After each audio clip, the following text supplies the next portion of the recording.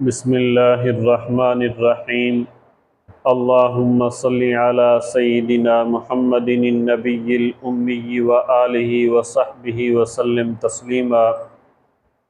خیبر کی فتح کے بعد نبی اکرم صلی اللہ علیہ وآلہ وسلم نے خیبر کی زمین مجاہدین کے درمیان تقسیم کی، تو ان میں سے زمین کا ایک ٹکڑا حضرت عمر فاروق رضی اللہ عنہ کے حصہ میں آیا، تو انہوں نے یہ زمین راہ خدا میں وقف کر دی۔ یہ اسلامی تاریخ میں سب سے پہلا وقف ہے۔ دعا ہے اللہ تعالی ہمیں برکت والا رزق عطا فرمائے اور اپنی زندگی ہی میں اپنے ہاتھوں سے زیادہ اپنی رضا کے کاموں میں خرچ کرنے کی توفیق نصیب فرمائے۔ وما علینا الا البلاغ المبین۔